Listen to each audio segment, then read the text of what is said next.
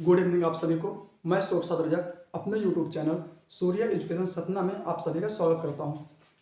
मेरे YouTube channel पे आपको क्लास 9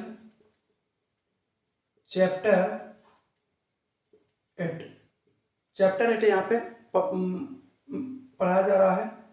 इसके बाद इसके पहले अगर आपने हमारे यूट्यूब चैनल पे प्रीवियस वीडियोस अगर आपने नहीं देखे हैं, एक्सरसाइज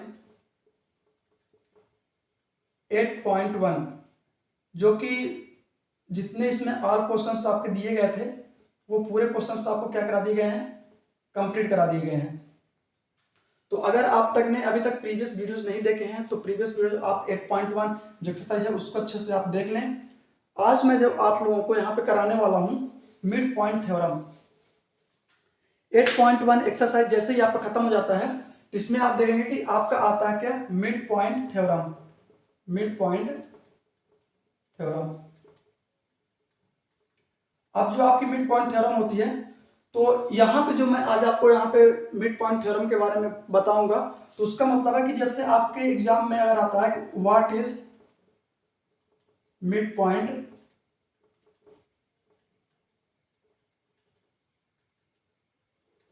थ्योरम। अगर आपके एग्जाम में पूछता है what is mid point theorem और आपके एग्जाम में अगर आता है सपोज दैट 2 या 3 मार्क्स का 2 या 3 मार्क्स का क्वेश्चन अगर ये आपका आता है तो आप मिड पॉइंट थ्योरम की जो आपकी स्टेटमेंट है कुछ आप इस प्रकार से स्टेटमेंट को आप लिख सकते हैं और उसके बाद जो स्टेटमेंट के बाद जो आपका मिड पॉइंट का स्टेटमेंट है, स्टेटमेंट के अकॉर्डिंग आपका ये ट्राइंगल बना है और ट्राइंगल में आपके ये 1 2 3 5 पॉइंट दिए गए हैं। तो इसको आप 2 से 3 मार्क्स में आप वहां पे एक्सप्लेन करके आप बता सकते हैं।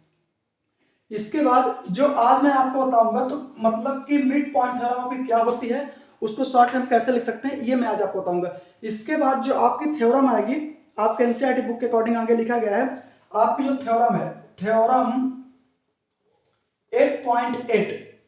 तो जो आपकी थ्योरम 8.8 है तो मिड पॉइंट थ्योरम आपको इसके बाद आपका दिया है थ्योरम 8.8। तो जो आपकी ये थ्योरम है तो वो कुछ इस थ्योरम के बेस्ड है। अगर ये चीज आपको समझ में आ गई है तो आपको थ्योरम 8.1 आपको समझ में आएगी। और फिर थ्योरम एक आती है आपकी थ्योरम 8.9। ये थ्योरम अगर आप इसका जस्ट ये क्या है आपका कन्वर्स है। कन्वर्स यानी कि मतलब कह सकते हैं इसको अपोजिट। मतलब कि ये थ्योरम आपने सॉल्व किया तो इसका ये थ्योरम क्या है आपका 8.9 जो आपका दिया गया ये थ्योरम 8.9। तो ये थ्योरम आपका क्या कौन सी है, ये अपोजिट है। तो ये थ्योरम आपको 8.8 सॉल्व कर मैं पहले कराऊंगा आपको, फिर इसके बाद मैं आपको कराऊंगा 8.9 जो कि इस थ्योरम का ये थ्योरम आपका क्या अपोजिट है।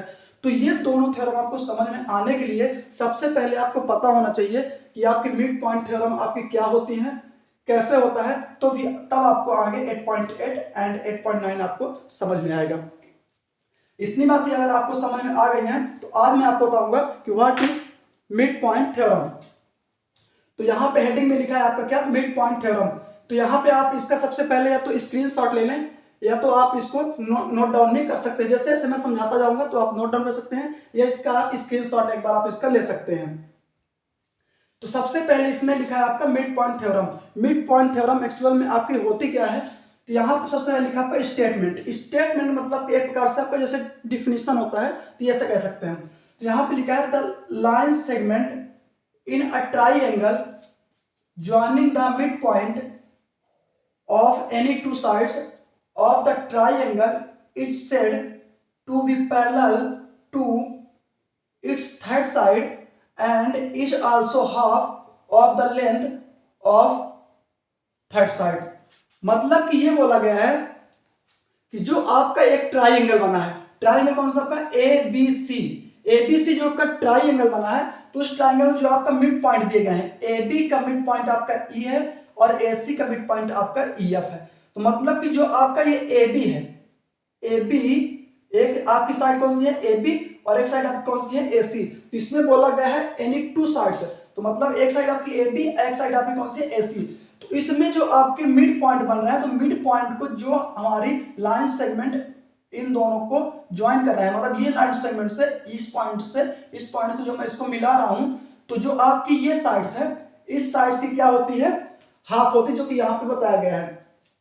तो जो आपकी ईएफ साइड होगी, ईएफ, तो जो ईएफ होती है आपकी, तो बीसी की क्या होती है, हाफ होती है। मतलब कि जो आपकी बीसी साइड है, इस साइड का हाफ कौन सी होगी, आपकी ईएफ साइड आपकी होती है। तो ये बात थी यहां पे। इसके बाद आगे आपका बोला है कि triangle is said to be parallel to the third side. अब आगे ये बोला कि जो आपकी ईएफ लाइन है, लाइन सेगमेंट ईएफ आपकी है, तो जो ईएफ है और ये बीसी है, तो ये ईएफ जो आपकी है, ये ईएफ, तो इस बीसी की क्या है, वो बोला है पैरेलल है, मतलब ईएफ पैरेलल है आपके बीसी के। इसके बाद आगे आपका इसमें बोला है कि third side it's half of the length third side. जो आपकी ये फर्स्ट साइड सेकंड, जो आपकी थर्ड साइड, ये थर्ड साइड थी पहली। अगर आप ट्राइंगल देखते हैं, ट्राइंगल ए बी सी, तो फर्स्ट साइड आपकी ये हुई, सेकंड ये, थर्ड साइड आपकी ये वाली है, जो कि ये बीसी है। तो मतलब कि जो आपका ईएफ है, तो जो ईएफ है आपका, ईएफ है, तो इसके बीसी क्या है, यहां बोला है half of the length of the third side. मतलब जो थर्ड साइड है, थर्ड साइड का ये ईएफ आपका क्या है, हाफ है, ऐसा आपको बोला गया है स्टेटमेंट में। अब मैं आपको बताता हूं ट्राइंगल। सबसे पहले इसको आप मिड पॉइंट थ्योरम के लिए क्या करेंगे, ड्रा ट्राइंगल एबीसी। सबसे पहले मैं क्या करता हूं, लाइन सेगमेंट के द्वारा, लाइन सेगमेंट से ए बी सी, सबसे पहले मैं ट्राइंगल बना लेता हूं एबीसी। इसके बाद आपको बोला गया है कि एबीसी ट्राइंगल बनाने के बाद इस एबी लाइन में मैं एक कोई मिड पॉइंट आपको ले लेता हूं। मिड पॉइंट मतलब किसी भी लाइन को अगर आपको हाफ करना है, तो इस लाइन का हाफ ये हो जाएगा, मतलब कि ये मिड पॉइंट है इसका। तो ऐसे ही यहां पे ये बोला गया है कि आपका जो ए बी है, तो ए बी का मिड पॉइंट आपका एक पॉइंट ई ले लिया मैंने यहां पे, और ऐसे ही आपका ए सी, तो ए सी का एक मिड पॉइंट आपका क्या है, एफ है। तो जब ए बी लाइन और ए सी पे टू मिड पॉइंट मैंने ले लिए ई एंड एफ, तो two sides of the triangle, तो मतलब कि इसके जो टू साइड्स है, तो एक ट्राइंगल आपका ये बनेगा और एक ट्राइंगल आपका कौन सा बन जाएगा, बड़ा वाला, जो कि आपको दिख रहा है एबीसी। एक ट्राइंगल आपका निकल के आएगा, इस मिड पॉइंट को मिड पॉइंट से मिला देंगे, तो एक ट्राइंगल आपका छोटा वाला दिख रहा होगा ए ई एफ। एक ट्राइंगल आपका ये दिखेगा, एक ट्राइंगल आपका बड़ा वाला दिखेगा। अब इसमें आगे बोला गया है आपका कि जब आपका ये मिड पॉइंट है, तो आपकी जो ए ई है, तो ए ई आपके किसके इक्वल होता है, ई बी के। मतलब कि जो ए और ई है, ये किसके इक्वल है, ई बी के। जब ये हाफ हो गया, तो मतलब कि इन दोनों को इक्वल पार्ट में वो डिवाइड करेगा। ऐसे ही ये वाला हाफ जो आपका है, तो ए एफ इक्वल हो जाएगा किसके, सी एफ के। तो ए एफ इक्वल हो जाएगा किसके, ए एफ इक्वल हो जाएगा किसके, सी एफ के। मतलब कि ये मिड पॉइंट आपको इस पूरे AC को, जो मिड पॉइंट है, इन दोनों को इक्वल पार्ट में क्या कर रहा है, डिवाइड कर रहा है। तो कह सकते हैं क्या, AF इक्वल्स टू CF। ठीक है। अब इसके बाद आपका यहाँ पे देखेंगे कि जो बोला था join the point E and F, तो मैंने ये आपको बता दिया कि मैंने ये 2 पॉइंट जो आपको लिए थे, जो मिड पॉइंट थे, तो इनको मैंने क्या कर दिया, ज्वाइन कर दिया। और जब आप ज्वाइन इनको कर देंगे, तो इसमें आपको बोला गया है कि EF हाफ होता है BC की, जो मैंने ऑलरेडी पहले बता चुका हूं कि ये जो आपका EF है, EF जो आपका EF है, तो ये आपका जो ये BC है, तो BC का क्या होता है, हाफ होता है। मतलब कि जो BC है, अगर BC सपोज दैट आपका कितना दिया है, 4 दिया है, BC आपका कितना दिया, सपोज दैट 4 दिया है, तो अब BC का मैं क्या करता हूं, हाफ कर देता हूं। तो हाफ कर दूंगा, तो ये BC ये BC आपका 4 लिखा है, तो अब ये BC को मैं हाफ कर देता हूं। तो BC को जब हाफ करूंगा, तो कितना निकल के आया, 2 आया। तो मतलब कि जो BC का हाफ होगा, तो क्या होगा, EF होगा। तो EF आपका कितना हो जाएगा, आपका 2 निकल के आ जाएगा। तो जो आपका EF हो जाएगा, तो इसका मतलब कि पूरे BC का हाफ, BC के जब हाफ करेंगे, तो आपका क्या निकल के आ जाएगा, EF निकल के आ जाएगा। मतलब अगर BC आपका 4 है, तो EF आपका कितना आ जाएगा, 2 आ जाएगा। ऐसा यहाँ पे मतलब है इसका। अब इसके बाद आगे दिया है आपका कि EF पैरेलल है BC के। मतलब कि आपका जो EF है, वो आपके BC के क्या है, पैरेलल है।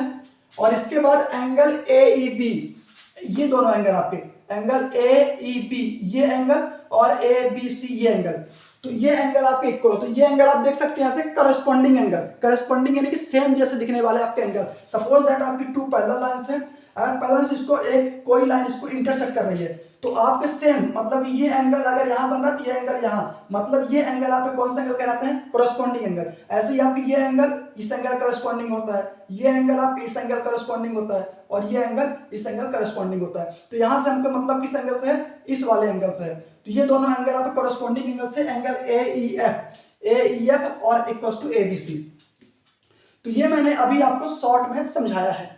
तो ये आपकी मिड पॉइंट थ्योरम के जो मतलब स्टेटमेंट या शॉर्ट में बोल सकते हैं what is mid point theorem क्या होती है, तो वो मैंने आपको शॉर्ट में बताया। अब इस थ्योरम के द्वारा आपके जो थ्योरम 8.8 है एंड 8.9 है, तो इसी थ्योरम का यूज करके स्टेटमेंट का जो इसके पॉइंट्स हैं इनको यूज करके आपको ये थ्योरम आपको सॉल्व करनी है। तो आपको जो ये बातें अगर याद आ गई हैं तो मैं उम्मीद इसके एक बार मैं फिर से आपको कह रहा हूं कि आप इसका स्क्रीनशॉट ले लें आप इसका। और आज की क्लास में आपके लिए इतना ही होगा। 2-3 दिन आप लोगों की क्लास यहाँ पे नहीं हो रही थी, 2-3 दिन से मेरी तबीयत ठीक नहीं थी, इसलिए आज आपकी क्लास है। अब से मैं प्रयास करूंगा कि आपकी जो हमारे यहाँ पे क्लासेस होंगी वो आपसे कंटिन्यू रहेंगी। तो इसके बाद जो आपके NCERT बुक के अकॉर्डिंग दिया गया है थ्योरम 8.8, तो आपके नेक्स्ट क्लास में जब मैं आऊँगा तो आपको 8.8 यहाँ पर मैं कराऊँगा। अगर आपको मेरी क्लासेस अच्छी लग रही हैं तो वीडियो को आप लाइक जरूर करें, और अभी तक आपने हमारे यूट्यूब चैनल को सब्सक्राइब नहीं किया है तो सब्सक्राइब कर लें और ज़्यादा से ज़्यादा लोगों तक शेयर करें। Thank you so much.